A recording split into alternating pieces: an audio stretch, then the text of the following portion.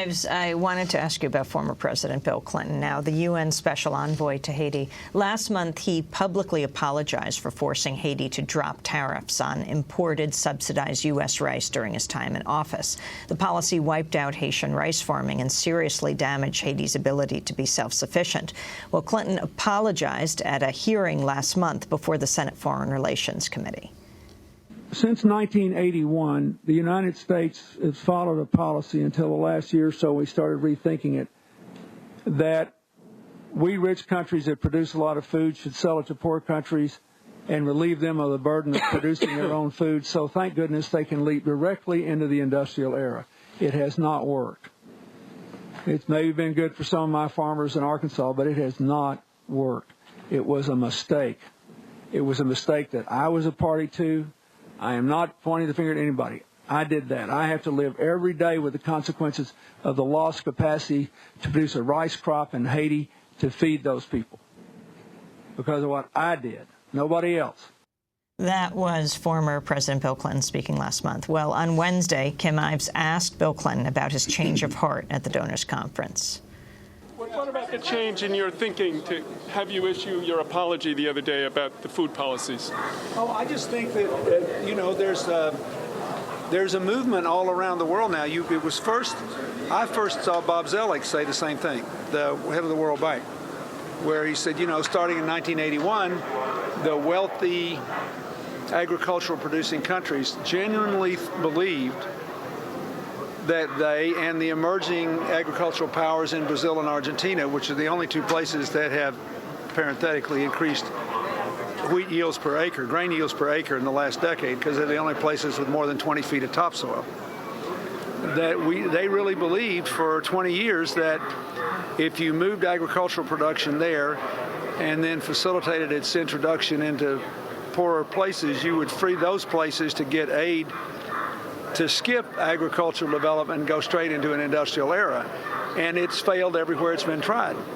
And you just can't take the food chain out of production. And it also undermines a lot of the culture, the fabric of life, the sense of self-determination. And I have been involved for several years in agricultural products, principally in Rwanda, Malawi, other places in Africa, and now increasingly in Latin America. And I see this. So we genuinely thought we were helping Haiti when we restored President Aristide, made a commitment to help rebuild the infrastructure through the Army Corps of Engineers there and do a lot of other things.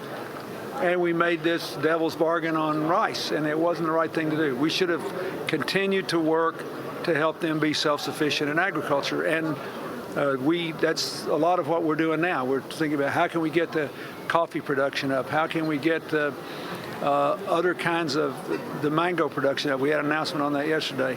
The avocados, lots of other things. And what about the return of Aristide, which has been asked for by demonstrations even right across the street today?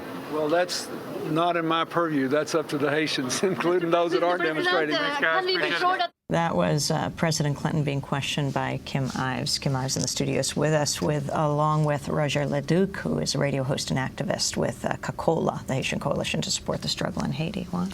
Well, Kim, that repudiation by Clinton of his previous policies is really a stunning statement because, in effect, he is, in large part, renouncing even NAFTA, even though he hasn't said it, because obviously NAFTA had a major impact on agriculture in Mexico, where millions of people were thrown off their farms because they couldn't compete with American corn flooding the country. And your sense of whether the possibility of policies like this actually being implemented? Well, that's just it, Juan. I think it's a lot of bluff. We have to remember we're not in the age of Bush anymore with all the chest pounding and, America first and capitalism first.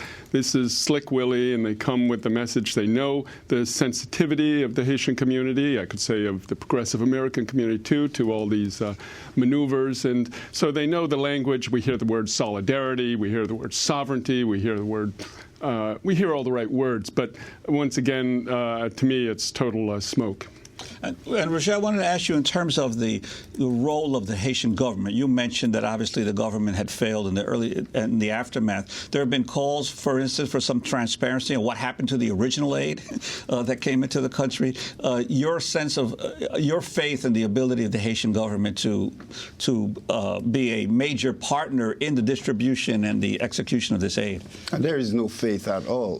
What I was referring to was the principle of recognizing a government that was voted in by the people of Haiti, even though the government failed miserably, not only just in terms of its response to the disaster, but even before that.